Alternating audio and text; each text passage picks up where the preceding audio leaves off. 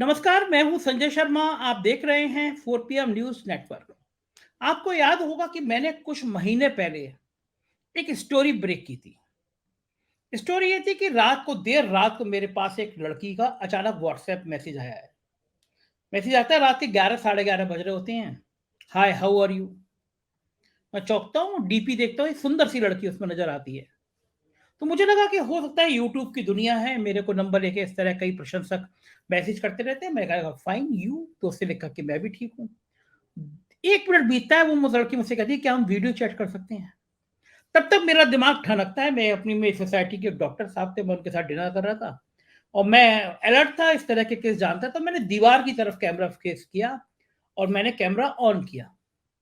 जब मैंने camera on किया तो वो न्यूड लड़की, एक नंगी लड़की मेरे सामने थी और मुझसे बोली कि, "हेलो डियर, तुम्हारा फेस नहीं दिख रहा।"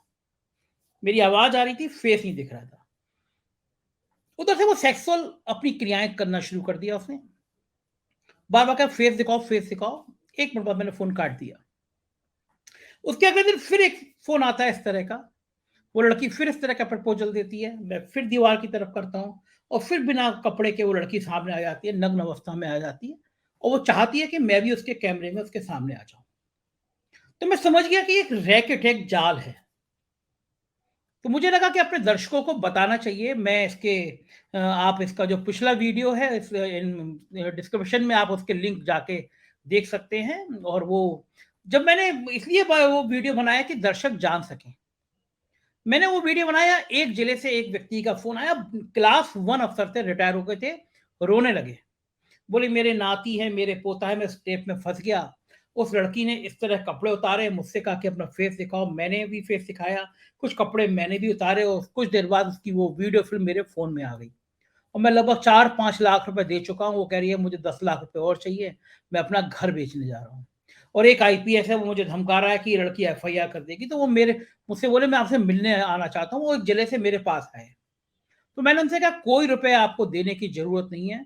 ये एक रैकेट है, पूरे देश में फैला हुआ है।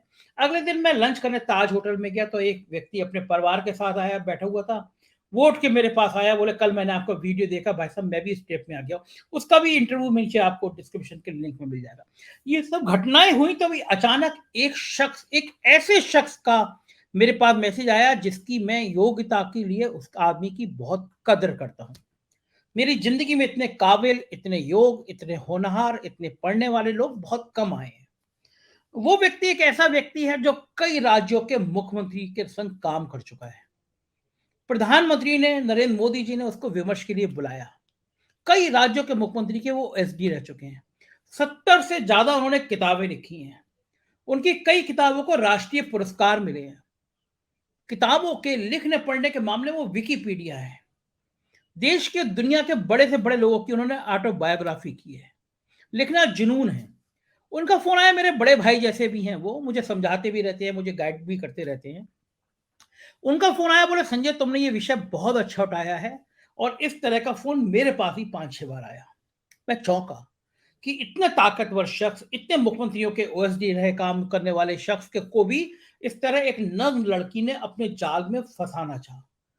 तो ये क्या हालात हो रहे हैं? मुझे लगा कि चूँकि वो जिनसे मैं आपकी उन जिन मुख्यमंत्री के ओएसडी रहे, जिस शख्स की मैं आपसे मुलाकात कराने जा रहा हूँ, वो कई पुलिस एकेडमी में ट्रेनिंग दे चुके हैं लोगों को। कई आईपीएस अफसरों को बता चुके हैं कि इंटेलिजेंस क्या होता है, मीडिया से रिश्ते कैसे रखे जा सकते हैं, आपको क्या-क्या करना चाहिए।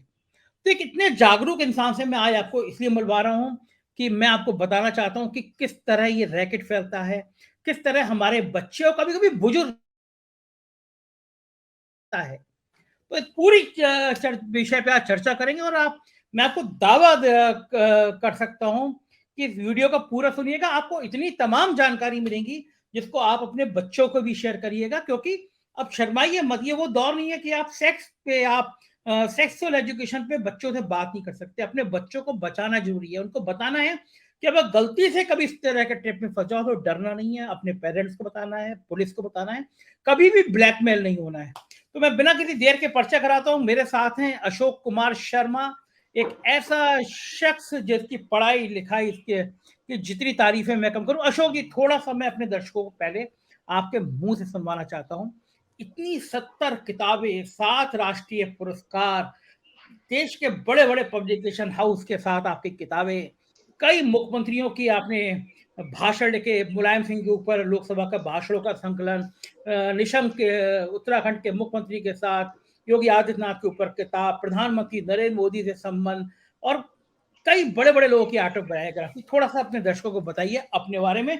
मुझे तो जितना याद आ रहा है मुझे लग रहा है कि उतना कम है। नहीं, बहुत सरल तरीके से मेरे बारे में जाना जा सकता है। और पहले तो ये मैं इतनी प्रशंसा के पात्र नहीं हूँ, मैं तो एक स्टूडेंट हूँ और मैंने जिंदगी में सब कुछ सीखा है और सिखाने वाले आप ही लोग हैं, ये समाज ही है। सबसे पहले तो ये बताऊं कि अ, मेरे बारे में जो कुछ भी जानना है वो अशोक कुमार शर्मा और उसमें .com लगाइए तो मेरी वेबसाइट पे पहुंच जाएंगे। सारी किताबें, सारे पुरस्कार, सारा विवरण वहां पे। मुझे बोलने में बहुत संकोच होगा, बस ये है कि एक लर्नर हूँ और सीखता रहता हूँ। जब मैं पुलिस के प्रशिक्षण के आरंभ किए 2013 में, तो सबसे पहली बार ये मेरे जानकारी में बस्ती का एक केस आया, जिसे मैंने इंडिया के सबसे प्रसिद्ध साइबर क्राइम एक्सपर्ट से रक्षित टंडन से बात करके उसे सॉल्व किया। वो कानपुर का एक व्यापारी था जो उसको परेशान कर रहा था, लड़की को।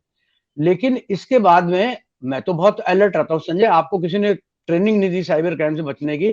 आपने जो किया, मैंने वही किया जब मेरे पास में पहली बार फोन आया। और उसके बाद दोबारा फोन आया तो अब की बार वीडियो नहीं आया, ये आया कि मैं आपसे बात करना चाहती हूँ, लड़की की आवाज से। तो मैंने उससे कहा कि भाई मेरा भांजा जो है वो अविवाहित है, आप उससे बात कर लो, उसका नंबर दे देता हूँ। तो बोली नहीं, मेरी तो रुचि आप में ही है। फिर मैंने कहा मेरी लड़कियों में कोई रुचि नहीं है। तो उधर से जवाब आया कि आवाज एकदम चेंज हो गई। अरे मैं तो लड़का ही हूँ, मैं तो आपको अच्छा। टेस्ट कर रहा था, मैं तो लड़का ही हूँ और मैं बिल्कुल किसी कन्या की तरह ही हूँ। मतलब बहुत, मैं सार्वजनिक नहीं बोल सकता हूँ। अब मैं समझ गया कि ये मामला इन लोगों का चला। तब मैंने फिर इस पे एक आर्टिकल भी लिखा कि इन लोगों से कैसे बचे। तो सबसे पहले औपचारिक बातचीत शुरू करने से पहले मैं आपका धन्यवाद करता हूं। 4PM न्यूज नेटवर्क के जितने भी दर्शक हैं जो देख रहे हैं, देखेंगे, उनका भी हार्दिक आभार व्यक्त करता हूं कि इस विषय पर वो लोग महत्व दे रहे हैं, उसे सुन रहे हैं। सबसे अपनी बात की आरंभ मैं करूंगा कि दुनिया में हमारा देश, टाइम्स ऑफ इंडिया की रिपोर्ट है और ये थोड़ा सा FBI की रिपोर्ट भी है। हाँ, ये थोड़ा सा टाइम्स ऑफ इंडिया में आप लोग देख भी सकते हैं कि इंडिया इधर is right. Becoming, Ashok sir थोड़ा सा राइट करिए इधर अपने थोड़ा। हाँ, अब आया। India becoming sextortion capital in the world. Cyber sextortion की दुनिया की राजधानी बन चुका है Bharat. Oh my god, my god. ये भारत की आज की चीज है जिसमें कि हम लोग असुरक्षित हैं। और ये इंडियन एक्सप्रेस की रिपोर्ट है जिसमें लिखा है कि IS IPS जजेस MLA सब लोग जो हैं इसमें लिप्त हो जाते हैं, उनको फंसाया जाता है और कानून उनका कुछ नहीं कर पाता। ये अपराध की जड़ें, ये अखबार है, हाँ इंडियन एक्सप्रेस ही है। इनका कहना यह है कि ये गांव के कस्बों तक पहुंच गई है। और फिर एक और रिपोर्ट है कि ये जब मैं पास करूंगा ताकि आपका फोकस थोड़ा सा हो जाए, इसको किस तरह से हाईलाइट करें कि कानून में कमियों की वजह से सेक्सटॉर्शन और ब्लैकमेलिंग करने वाले लोगों को, हैकर्स को पकड़ नहीं पाती पुलिस। नंबर 2, रुचि भी नहीं लेती। अब एक पिक्चर आई है पिछले दिनों जिसका नाम है जमताड़ा। अगर आप लोग जमताड़ा देखेंगे, मैं उसका प्रचार नहीं कर रहा हूं, जमताड़ा को देखेंगे तो आपको पता चलेगा बहुत बड़ी अच्छी पिक्चर है। वो इसी तरह की गतिविधि से बचने की पिक्चर है। लेकिन जामताड़ा को पीछे छोड़ दिया है इस मेवात नाम के शहर ने। Mewat is the India latest Jamtara and sextortion of the new kill. Okay, Mewat. अब जो है कुल मिलाकर बात यह है, यहां पर इसका मैं बोलना शुरू करूंगा। सोशल मीडिया जो है, सोशल मीडिया ही इस सारे अपराध के लिए एक मसाला जुटाता है, शिकार और मछलियां फंसाने में मदद करता है। अब हम मुद्दे पे आते हैं कि आखिरकार संजय शर्मा को किसी ने फोन कर दिया तो उनका फोन नंबर तो अखबार में भी छपता है, मीडिया में भी है, डायरेक्टरीज में है और ऑनलाइन अवेलेबल है। हाँ। लेकिन जो आम आदमी है, जो आम व्यक्ति है, जिसका कि नंबर किसी को मालूम नहीं, उस तक कैसे पहुंच जाते हैं लोग? ठीक बात। मैं तो एक, मेरी वेबसाइट भी है, मेरे चैनल्स हैं, और मेरे बारे में किताबों में लिखा गया है, तो मेरे बारे में पहुंचना भी आसान है। और सब समझ सकते हैं कि इस आदमी की उम्र क्या है। मैंने बाल नहीं डाई किए हैं तो मालूम है कि इस आदमी की उम्र भी क्या है। मगर जिसकी आपको आयु भी नहीं मालूम है, जिसके बारे में आपको डिटेल भी नहीं मालूम है, उस आदमी को फंसाने के लिए उसके पास में पैसा है, वो आदमी फंस सकता है। आप वहां तक अपराधी कैसे पहुंचते हैं? तो इसके 3 तरीके हैं। ये बहुत गंभीरता से सुनिएगा। पहला तरीका तो यह है कि हमारे बैंकों में, जिस बैंक में आपके टेलीफोन मोबाइल से, अब सबके फोन मोबाइल से लिंक्ड है और बैंकिंग खाते भी मोबाइल से लिंक है, और आप में से सभी लोग पेटीएम वगैरह यूज कर रहे हैं, और ये हमारा पेटीएम, कोई भी वैलेट हम यूज कर रहे हैं, जीपे यूज कर रहे हैं, ये सारे डेटा सेल कर रहे हैं, लोग बेच रहे हैं। और उन डेटा को बेचने की वजह से उन लोगों के पास में जानकारी कि इस मोबाइल नंबर पे ये आदमी, इसकी इतनी उम्र, ये इस जगह का रहने वाला है, ये रहता है। और जहां पर उन्हें लगा कि 40 से ऊपर है, तो ये मान के चलते हैं कि शिकार है, लेकिन वो शिकार पक्का है, धत्तेरे की नहीं करेगा, गाली नहीं देगा, इसको कैसे पकड़े? एक सेकंड अशोक जी, आपका कहने का मतलब है जो ये एक्सप्रेशन करते हैं इनका पैमाना है कि जो 40 साल से ऊपर का व्यक्ति होता है, मतलब नौजवान उनकी लिस्टों में नहीं है, 40 साल नहीं से नहीं, ऊपर वो अलग से आएंगे, अलग से आएंगे। 40 साल से ऊपर वाले आदमियों को ये मानते हैं कि इनमें से अधिकांश, अगर अगर वो एक्सटॉर्शन के लेवल पे आते हैं तो वो उसका पैरामीटर अलग है, वो कैसे पकड़ते हैं उनको। तो वो फिर मैंने कहा ना, सोशल मीडिया पर आपकी फ्रेंड लिस्ट में गर्ल्स ज्यादा हैं या बॉय ज्यादा हैं? आपने अपने पोस्ट कैसी डाली है, कैसी पोस्ट को लाइक किया है, किन पोस्ट पे कमेंट किया है। कुछ चीजों में मैंने नंदन नाम के बच्चों की पत्रिका में एक कहानी भी लिखी थी, उसमें मैंने ये बताया था कि किस दादी का कंप्यूटर, उसमें मैंने बताया था कि किस प्रकार से बच्चे जो हैं अपनी गतिविधियां पोस्ट कर देते हैं फेसबुक पे। हम लोगों ने नया फ्रिज खरीदा, नया टीवी खरीदा, और हमारे पापा नई कार लेके आए हैं, और अब हम लोग दार्जिलिंग जा रहे हैं 3 दिन के लिए। उनके घर में उसके आधार पर चोरी हो गई थी, तो उसी को मैंने पूरा लिखा था। एनीवेज, तो मैं कमिंग बैक टू बच्चों वाले पॉइंट पे बाद में आएंगे, और मेरी तो आपसे आग्रह है कि रक्षित टंडन के साथ में हम लोग इस पर डिस्कशन करेंगे, क्योंकि लड़कियां इसमें बहुत फंस रही हैं, टीनेजर्स बहुत फंस रहे हैं। परंतु सेक्सटॉर्शन, केवल सेक्सटॉर्शन का सबसे बड़ा शिकार 40 प्लस के लोग हैं। उसमें से क्या है कि हिंदुस्तानी लोगों की मनोवृत्तियां जो हैं ऐसी हैं, जैसे खुद मेरे ही व्हाट्सएप पर मैसेजेस जो आते हैं, उनमें से कई मैसेज ऐसे होते हैं जिनको कि मैं खोल लेता हूं तो मुझे डिलीट करना पड़ता है। मैं अपनी पत्नी से कहता हूं कि मेरी वाइफ सुन रही होंगी, आसपास घूम रही होंगी, हम कहते हैं कि ये अभी मुझे पहले ये मैसेज डिलीट करना पड़ेगा, फिर इसकी मेमोरी में जाकर डिलीट करना पड़ेगा, क्योंकि ये तो मेमोरी में जाके हमारा वायरस बन के बैठ जाए थोड़ी देर में, अगर हम लोग ने नहीं डिलीट किया। तो हमारे पास में अगर मैंने कोई फोटो को क्लिक किया, मेरे पास में किसी ने भेजा, जैसे मेरे पास में किसी ने एक वीडियो भेजा चाइना की एक पद्धति का, एक विवाह की पद्धति है, बहुत बढ़िया है। अब चूंकि वो मेरे बहुत प्रगाढ़ रिश्तेदार थे, तो मैंने तुरंत ही अपनी बेटी को, बड़ी बेटी को, छोटी बेटी को, अपनी समनन जी को, और सबको भेज दिया, बिना देखे सबको भेज दिया कि बहुत बढ़िया वीडियो है। और इसके बाद में मैंने अपनी पत्नी को बताया कि बहुत बढ़िया वीडियो फलाने ने भेजा है, चलो देखते हैं इसको। जैसे ही वीडियो देखना शुरू किया, मेरे कान गर्म हो गए, मेरा बीपी बढ़ गया। ये मैंने क्या कर दिया, मैंने तुरंत अपनी छोटी बेटी को फोन किया, मैंने कहा ये तुम वीडियो मत देखना। तो बोली, मैं, वो साइकोलॉजिस्ट है दिल्ली में, उसने कहा पापा मैं वीडियो ओपन ही नहीं करती हूँ। बड़ी बेटी से कहा, वो गोवा में घूम रही थी अपने पति के साथ में, बोली पापा मैं फुर्सत नहीं है, डिलीट कर देते हैं। समनन जी को फोन किया, क्या वो वीडियो में क्या था? वीडियो में चाइना की पद्धति के नाम पर कुछ गलत चीज दिखाई गई थी, कोई एक्टिविटी थी, मतलब नहीं नहीं, एक्चुअली कोई चाइना में जैसे मुंह दिखाई होती है, ऐसे ही कोई रस्म होती है जिसमें नववधु के अंग को स्पर्श करते हैं बुजुर्ग लोग, और वो बहुत अश्लील लगती है देखने में, और उसके बाद में उसे पैसा देते हैं, और फिर और लोग भी आते हैं स्पर्श करने में, और वो बड़ा अजीब तरीके से स्पर्श करते हैं। वो भद्दा वीडियो था, लेकिन मैंने सोच के कि हंसी का है, तो जब लिखा ही है और विश्वसनीय आदमी है। पहला सेक्स ऑप्शन कॉल मेरा इस वीडियो के बाद में आया। अच्छा, जो मैंने आपकी पद्धति दीवार की तरफ मुंह कर दिया, मैंने देखा कि क्या है, तो वो बार बार आवाज आए कि आप लाइन पे आ जाइए, लाइन पे आ जाइए। मैंने कहा भाई लाइन पे नहीं आ सकता हूं मैं, आप ये बात बताइए क्या करना है। बोले नहीं नहीं, हम वीडियो पर टॉक करनी है हमको, आप बाथरूम में आ जाइए, बाथरूम में बात करेंगे। तो मैंने उसका नंबर ब्लॉक किया, फोटो सेव किया। इसके बाद में एकदम से झड़े लगी। 7 मेरे पास में एक्सटॉर्शन टाइप की कॉल आई और 7 को मैंने ब्लॉक किया। और भड़ास फॉर मीडिया नामक की यशवंत सिंह प्रसिद्ध पत्रकार हैं, उनकी साइट पर मैंने आदमखोर विष कन्याओं की दुनिया एक आलेख लिखा और उसमें जयपुर की एक गायनोकोलॉजिस्ट डॉक्टर का फोटो था और उनका नंबर जब मैंने ढूंढा जयपुर में तो दूसरे नंबर मिला और उन्होंने फोन करके मुझसे कहा, भाई साहब मैं बहुत परेशान हूं, किसी ने मेरा नंबर ऐसे डाल दिया है और पता नहीं क्या कर दिया है मेरे साथ में। मैंने कहा इसकी आप शिकायत करिए। वो शर्म के मारे कर नहीं पा रहे थे। तो सेक्सटॉर्शन की दुनिया में नामचीन अफसर से लेकर आम आदमी तक फंसता है। संजय जी ने जैसे भी कहा कि किसी को डरना नहीं चाहिए और वो फंसेंगे नहीं, ऐसे से किसी को नहीं बचना चाहिए, डरना चाहिए। बैंकों के नंबरों के अलावा, जो डेटाबेस के अलावा ये क्या करते हैं, सोशल मीडिया पर हमारी साइट्स हम कहाँ विजिट करते हैं, हमारी जिज्ञासाएं क्या है। हमें जैसे कि अगर हम नेटफ्लिक्स पर हैं तो हमारा डेटा बिक रहा है। नेटफ्लिक्स पे अगर हमने कोई एडल्ट पिक्चर देखी है तो वो हमको अगली बार एडल्ट ही एडल्ट पिक्चर के उदाहरण देता है और हमारा डेटा ओपन हो जाता है कि ये आदमी का इंटरेस्ट एडल्ट पिक्चर का है।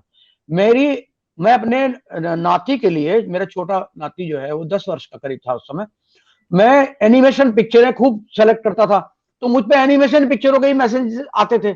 लेकिन जब हमारा इंटरेस्ट सोशल मीडिया पर ओपन हो जाता है तो हमारे पास में कॉल्स आने शुरू करते हैं। 7 कॉल्स का जरिया वही एक वीडियो था जिसको कि मैंने क्लिक किया था और मैंने गलती की थी। ऐसे ही मेरे कई मित्र हैं जो प्यार से, उन्हें बहुत ज्यादा आनंद आता, कोई वो, अब हो सकता है वो लोग सुने भी इस वीडियो को, वो बड़े आनंद से कोई फोटो मुझ पे भेज देते हैं और मैं उसको तुरंत डिलीट कर देता हूं। दैनिक पत्रकारिता के एक बहुत ही महान और बड़े पत्रकार को मैंने इस बात की राय दी कि आपके पास में इस प्रकार का कोई वीडियो आए तो आप उसको ओपन ना करें और डिलीट कर दें, क्योंकि उनको भी कॉल आई थी। एक बड़े पत्रकार है, बहुत ही बड़े, उनका नाम श्रद्धा से लेते लोग बात, और बड़े परेशान होते कि मेरा तो इतना नाम चीन, सफेद दाढ़ी हो गई मेरी, सब कुछ जिंदगी में बाहर खत्म हो गई है। मैंने कहा ये बाहर की बजाय तो आपको बदनाम कर देंगे, आप कहीं के नहीं रहेंगे, आप ओपन ही क्यों करते हैं वीडियो को। तो एक तो ये कि डेटा खरीदा जाता है। तो जी बड़ा प्रैक्टिकल बात ये है, आप कितना भी कहिए ये मानव स्वभाव है। हम लोग सेक्सुअल बातें नहीं करते, हम कामशास्त्री बातें नहीं करते, लेकिन शायद ही कोई पुरुष ऐसा होता होगा जो इस तरह के सेक्सुअल वीडियो ना देखता हो, जो सेक्सुअल साइट्स ना देखता हो, सनी लियोनी ना देखता हो। हम मानव स्वभाव है, इनकी बात हम कह नहीं सकते, हम ढोंगी हम स्वीकार नहीं कर सकते, देखते तो सब हैं और इस देखने के चक्कर में वहां तक हमारा डाटा पहुंच जाता है। ये बात तो ही सही है, लेकिन बच्चे कहते हैं, आप सही कह रहे हैं, लेकिन इसमें कई सारे फैक्टर्स इन्वॉल्व हैं। एक तो ये है कि अगर आप लोग चाहें तो जो लोग देख रहे हैं, सेक्सटॉर्शन पर इंटरनेट पर सर्च कीजिए और यौन शोषण पर इंटरनेट पर सर्च कीजिए, आपको बहुत सारे आर्टिकल मिल जाएंगे। हम समय बचाने के लिए कह रहा हूं मैं, लेकिन अनजाने लोगों से अंतरंग वार्ता नहीं करनी चाहिए। मेरी त्रुटि एक मामले में क्या हुई कि मैंने उस लड़की को ये कहा कि मेरा भांजा, उसका नाम भी बताया कि मेरा भांजा जो है अपूर्व, वो उसकी शादी अभी नहीं हुई है, यंग लड़का है, उससे बात करो तुम। उसका नाम, वो 2 मिनट में आ गई वापस और आकर बोलती है कि मैं आपसे ही बात करना चाहती हूँ, आप तो शरीफ और इतने अच्छे प्रतिष्ठित व्यक्ति हैं। तो मैंने उत्तर दिया कि मेरी रुचि लड़कियों में नहीं है। तो उसने कहा कि मैं तो लड़का ही हूं।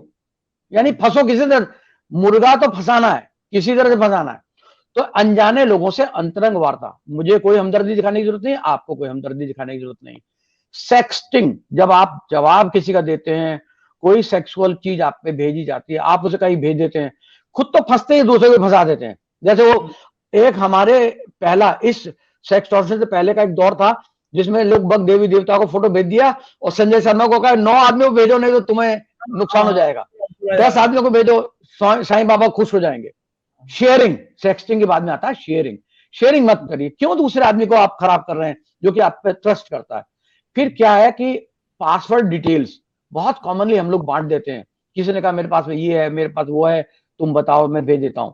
कंप्यूटर मोबाइल में सॉफ्टवेयर का इंस्टॉल बिना पूछे कर लेना, ये एक बहुत गड़बड़ बात है। और एक लेटेस्ट चीज और है, फिर आपके सवालों का जवाब दे दूंगा। एक लेटेस्ट अपडेट और आया है, अगर वो सुन रहे हो तो आप इसको हाईलाइट करिएगा लोगों को भी, और चाहे रिपीट भी कर दीजिएगा। आजकल जो नई नवीनतम प्रणाली आई है वो कुरियर के थ्रू सेक्सटॉर्शन है। वो कैसे? कुरियर के थ्रू। वो कैसे? कुरियर के थ्रू क्या है कि आपके पास सीओडी पर वो कोई सेक्स टूल लेके चला आएगा, ठीक। Sex toy. आपकी पत्नी ने कहा ये क्या है, तो उसे मालूम नहीं है, वो कह रही है कि मेरे को तो चाहिए नहीं, ये तो हमने मंगाया ही नहीं। और वो तो बेचारी शरीफ है ना, तो वो तो कहेगी नहीं मुझे मंगाया, पति को बुलाया, पति ने कहा मैंने भी नहीं मंगाया, तो आदमी बंदा कहेगा आराम से कि हाँ हमें भी लगता है आप लोग सही लोग हैं, आप लोग इतने कम उम्र के हैं और आप को ऐसी चीजों की आवश्यकता भी नहीं होगी, और ये पता नहीं किसने ऑर्डर कर दिया, कैलिफोर्निया का है, मुझे वापस भेजना पड़ेगा, तो आप मेहरबानी करें मेरी तनख्वाह कट जाएगी, आप इस फॉर्म पर दस्तखत कर दीजिए। आप कहते हैं फॉर्म पर दस्तखत नहीं करेंगे, तो कहेगा महाराज एक काम करिए, आपके फोन पर एक ओटीपी आएगा, वो उसका जवाब दे दीजिए। ओटीपी का जवाब दिया, 50,000 गए। ये खेल ओटीपी से शुरू होते हैं। और आप लोगों को ध्यान होगा, कोई भी व्यक्ति ऐसा नहीं होगा जिसके पास में कि आपका क्रेडिट कार्ड बंद होने वाला है, आपके बिजली कनेक्शन हम काटने वाले हैं, आपका केवाईसी नहीं हुआ है, आपका डेबिट कार्ड में वो क्रेडिट कार्ड के जो पेमेंट है उसमें फाइन हो गया है, आपकी बिजली के पेमेंट जो है वो गलत हो गए हैं, उसका पैसा वापस आना है, हम लोग भेज रहे हैं।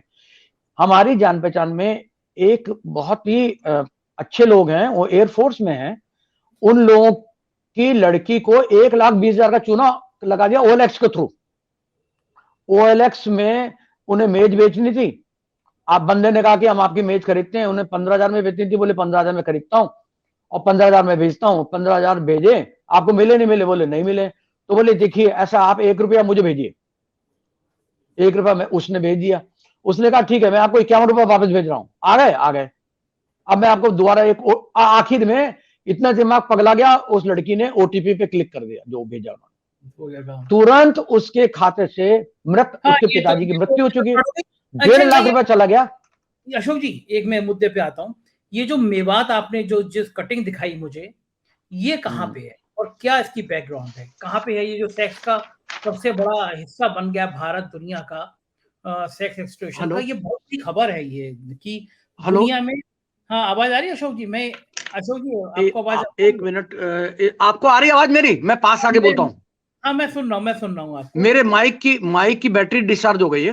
अच्छा कोई बात नहीं, आवाज आ रही है मुझे, आपकी आवाज आ रही है। हाँ, तो मैं ये जानना मेवात जो है, हाँ हाँ हेलो सुन रहा हूँ मैं, बताइए मेवात कहाँ पे है? मेवात राजस्थान में है और आजकल क्राइम की कैपिटल बन गया है ये राजस्थान। अभी तक जामताड़ा था, जामताड़ा नंबर 2 पे आ गया। और जैसे कि मैं इस बातचीत के शुरू में बता चुका हूं कि इंडिया जो है क्राइम सेक्सटॉर्शन की कैपिटल बन गया है। वो हमने शुरू में ही इसमें किया है कि यहां से हमने शुरुआत की थी, सेक्सटॉर्शन की कैपिटल है दुनिया की। हमारे कहना ये है और मेरा निवेदन ये है, मैं किसी सरकार के विरुद्ध में नहीं हूं, मैं किसी पॉलिटिकल ग्रुप में नहीं हूं। सरकारों को जब डिजिटल करेंसी, डिजिटल मनी बनाई गई थी, तो इस प्रकार की, अभी तो ये दिक्कत है, मेरे घर के सामने एक आदमी के साथ में इस तरह का फ्रॉड हो गया। वो हार्ट पेशेंट है लड़का, उसने मुझसे बताया, मैंने तुरंत ही पुलिस को पास में भेजा, पुलिस वालों ने उसको हड़का दिया उल्टे। मैं पुलिस की ट्रेनिंग करता हूं, मुझे शर्म आती है कि 2013 से लेकर 2020 तक लगातार ट्रेनिंग दिया, लेकिन लोग बाग जो हैं वही पत्थर दिल है। आप गरीब आदमी को भगाते हैं कि आपने गलती की है, आप फंस कैसे गए हैं। जो आदमी आया है उसकी बात सुनो, और पता चला थाने में 20 लोग बैठे हुए हैं शिकायत करने वाले। हाँ बिल्कुल सही बात है। तो ये मेवात, अशोक जी मेवात क्यों बना आखिर? मेवात में ऐसा क्या है जो सेक्स की सबसे बड़ी जगह कैपिटल बना हुआ है? ये इसकी मैंने स्टडी नहीं किया है, लेकिन बुनियादी तौर पर ये जो माफिया हैं, ये सारे कॉल सेंटर्स चलाते हैं। जो लड़कियां कॉल करती हैं वो बेसिकली एक इंस्ट्रूमेंट लगाती हैं, लड़कियां या लड़के। जैसे मैंने बात किया, मैंने कहा कि मेरी लड़कियों में रुचि नहीं है, उसने तुरंत कहा मैं तो लड़का हूं। लेकिन वो तो क्या हुआ कि इंस्ट्रूमेंट लगा के आवाज बदल देते हैं। आवाज तो बदल देना अलग विषय, लेकिन लड़की एक दिखती है जो नग्न होती है, जिसके पास कपड़े नहीं होते, वो बात कर रही होती है, तो वो लड़कियां राजी कहां से, कहां की लड़कियां होती हैं देखने में? ये लड़कियां, पहली बात तो ये इंस्ट्रूमेंट लगाते हैं और लड़कियां होती ही नहीं है। लड़कियां जो हैं, केवल कुछ जो लड़कियां न्यूड वाले शॉट्स हैं, वो शॉट्स इन लोगों ने वीडियो पहले से बना के क्लिप्स बना रखे होते हैं, जो कि फोन पर करा देते हैं। अभी कुछ दिन पहले एक आईपीएस अधिकारी को नेशनल कैपिटल रीजन में अपनी कुर्सी से हाथ धोना पड़ा। नाम ले सकता हूं लेकिन लूंगा नहीं। वो बेचारे अच्छे खासे बहुत बहुत शार्प ऑफिसर था, बहुत यंग ऑफिसर था, और उसकी सेक्सटॉर्शन कॉल जो है वैभव कृष्णा, नोएडा एसएसपी, हाँ, उनकी सेक्सटॉर्शन कॉल बाकायदा स्क्रीन रिकॉर्ड हुए दोनों। लड़की रिकॉर्डेड है और लड़की का चेहरे पर मार्फिंग कर दी है और आदमी रिकॉर्डेड है। तो ये गैंग्स काम करते हैं। इन गैंग्स के पीछे आज भाई आईपीएस को नहीं पता कि वो उसके संग लड़की के संग सेक्स में इन्वॉल्व हो जा रहा है, तो ये आईपीएस को नहीं पता। जिले का नोएडा का एसएसपी थे वो उस समय जो देखिए जजेस तो इन्वॉल्व, और जजेस को तो कानून का मालूम है। मैं जजेस के फिर वो न्यायपालिका की हानि हो जाएगी। हाँ, मैं दिल्ली के जजेस के नाम लिए, हम क्या करें? हाई कोर्ट के, इलाहाबाद के रिटायर्ड हाई कोर्ट की बात करें हम, लखनऊ हाई कोर्ट की बात करें, किसकी बात करें हम? तो अशोक जी, आप तो मनोविज्ञान भी बहुत जानते हैं। ये जो रिटायर हो चुके होते आदमी जो 70 साल की उम्र में आ जाते हैं, हमारे एक गवर्नर साहब रहे नहीं, आज वो एक गवर्नर हाउस में 4-4, 5-5 महिलाओं के संग 85 साल की उम्र में दिखाई देते हैं। ये इस वृद्धावस्था के वानप्रस्थ वाले आश्रम में ये इच्छाएं क्यों जागृत होती हैं? आप भी उसी उम्र के दौर में पहुंच गए हैं। लोग जो मेरे पास साहब आए थे वो भी उस दौर के थे। एक लड़की, 20 साल की लड़की 70 साल के आदमी को सेक्सुअल आगे बुला रही है, आदमी इन्वॉल्व हो जा रहा है। ये मैं समझता हूं कि प्रतिष्ठा का खेल है ये। किसकी प्रतिष्ठा, कितने रुपए कमाए हैं उसने जिंदगी भर में, उसकी क्या कीमत है। अभी एक मामले में 4 करोड़ रुपए, गुजरात का आदमी है, उसके 4 करोड़, वो अधिकारी है, क्लास 1 अफसर है, उसने 4.5 करोड़ रुपए पे किए। अच्छा अशोक जी, आप तो उत्तर प्रदेश के भी और उत्तराखंड के भी बड़े बड़े आईएएस अफसरों और मंत्रियों और मुख्यमंत्रियों के, ये जो है कर्नाटक के केस है, जिसमें कर्नाटक में हुआ है। लोगों ने MLA, ruling S working MLA को ब्लैकमेल कर लिया, जजेस को ब्लैकमेल कर लिया। आईपीएस अधिकारी का उदाहरण मैंने दिया। आईएएस के अशोक जी, आप लोग बाग मेरी जानकारी में नहीं आए हैं। अशोक जी, आप बहुत करीब रहे हैं सिस्टम के। ये आईएएस और आईपीएस कैसे फंस जाते हैं सब रैकेट में? मैं नहीं कुछ जानता। मैं खुद एक बहुत मामूली सा व्यक्ति हूं, जो मैंने कहा मैं लर्नर हूं, लेकिन इस प्रक्रिया में कहीं ना कहीं ये मछली को चारा डालने वाली बात है। चारा आपने जरा सा पकड़ा और गया, कांटा फंस गया। फिर तो बाद में ये है कि आपके फोटोग्राफ्स, आपकी वीडियो, आपकी बातचीत, आपका चैट रिकॉर्ड, आपका मैसेजिंग रिकॉर्ड, फेसबुक मैसेंजर तक के रिकॉर्ड स्क्रीनशॉट आप कॉपी कर लेते हैं। तो ये बचने का एक ही तरीका है, अनजाने लोगों से दोस्ती नहीं, सेक्सटिंग नहीं, एसएमएस, व्हाट्सएप मैसेजेस, फॉरवर्ड्स नहीं। किसी से प्रेम है आपको, यदि कोई आप इज्जत करते हैं, उस आदमी को तो कतई ऐसा मैसेज मत भेजिए। आपको बहुत आनंद आ रहा है, बहुत आनंद, उसको उठा लीजिए, लेकिन आप उसको अपने फोन की मेमोरी से डिलीट कर दीजिए, क्योंकि कल को बच्चा आके खेलने लगेगा, क्या करेंगे उसको आप? एक लाइन कही जाती है, सावधानी हटी दुर्घटना घटी। अभी एक चीज है जिस पर हम बाद में बात करेंगे, आपका विषयांतर हो जाएगा। सबसे दुखद यह है कि 11 साल से अधिक आयु के स्कूल के बच्चे, 16-18 साल तक के बच्चे इस सेक्सटॉर्शन गैंग का लेटेस्ट शिकार हैं, क्योंकि बड़े लोग तो सावधान हो गए हैं, जामताड़ा होने नहीं दे रहे, मेवात पहुंच गए। तो अब स्कूल के बच्चों को बदनाम करने की चीजें चल रही हैं। उसमें बहुत आकर्षक, बढ़िया जिम वाली पर्सनालिटी लगा के युवा लड़का जो है टीनेजर लड़की को यूट्यूब टॉक्स पे फंसा रहा है। और इसके बारे में हम लोग बात करें, रक्षित के साथ में हमने बहुत सारे मैटर सॉल्व भी किए हैं। बहुत जल्दी हम लोग बैठेंगे, हम, आप और रक्षित, इस पे डिस्कशन लेकिन ये निशाना छोटी जनरेशन है, और बच्चों ने आत्महत्याएं की हैं। हाँ, दुखद घटनाएं हुई हैं, आत्महत्या की हैं, और बड़ों ने भी आत्महत्याएं की हैं सेक्स रैकेट में फंसने के बाद। उत्तर प्रदेश एक और चीज भी है जो शायद यहाँ पे विषय से हटकर है। ऑनलाइन गेमिंग जो है वो भी सेक्सटॉर्शन से कम नहीं है। ऑनलाइन गेमिंग जो है, मैं एक सवाल जाते जाते पूछूंगा, हालांकि वो मेरी नेचर से विरुद्ध हो जाएगा, क्योंकि ये थोड़ा पॉलिटिकल हो जाएगी बात। मेरा एक सवाल ये है, मजबूरी है ये पूछना, जो भी सरकार के अधिकारी देख रहे होंगे, इस देश में जहां पर जुआ खेलना, लॉटरी बैन है, वहां ऑनलाइन लॉटरी, ऑनलाइन जुआ, ऑनलाइन कैसीनो कैसे अलाउड है, और किसने अलाउ किए हैं, और कौन लाभान्वित हो रहा है उसका? बिल्कुल ठीक, बहुत बढ़िया सवाल अशोक जी। क्यों नहीं रोकते उसको? बिल्कुल ठीक सवाल अशोक जी, बहुत बढ़िया ये लोग फंस रहे हैं, शिकार हो रहे हैं। हम लोग बहुत जल्दी फिर मिलेंगे। अशोक जी, बहुत बहुत शुक्रिया, इतना कीमती समय आपने दिया रक्षित, और संजय, हम आपसे थैंक यू वेरी मिलते much, thank you very much Sanjay, God bless you, God bless you, God bless you, बहुत बहुत धन्यवाद। आप देख रहे थे एक अशोक कुमार शर्मा जी को, एक बेहतरीन इंसान, इतना लेखक, कवि, इतना बड़ा आदमी जिसने कई राज्यों के मुख्यमंत्री के ओएसडी के रूप में काम किया, उसको भी 7 बार एक नग्न लड़की मैसेज भेजती है, अपने टेप कार्ड में फंसाने की कोशिश करते हैं। मुझे यकीन है जानकारी मिली होगी, अपने बच्चों को भी समझाइए। बच्चे छोटे होते हैं, कभी गलती से शिकार हो जाते हैं तो तुरंत अपने पेरेंट्स को बताएं, पुलिस को बताएं। और आप बड़े हो या बुजुर्ग हो, छोटे हो, कुछ भी हो, डरिए मत, बचिए पहले कॉल से। और ट्रेप हो जाते हैं तो भी आप संकोच मत करिए, पुलिस को बताइए, उसे कह दिए तुम्हें जहां वीडियो देना है आप डाल दो। क्योंकि यकीन मानिए, अगर आप एक बार ब्लैकमेल का शिकार हो गए, आपने 1 लाख रुपए दे दिया, तो जब तक आपका घर नहीं बिक जाएगा वो लोग आपको ब्लैकमेल करते रहेंगे। डरिए मत, जानकारी को फैलाइए। वीडियो को कैसा लगा जरूर बताइए। शुक्रिया, थैंक यू।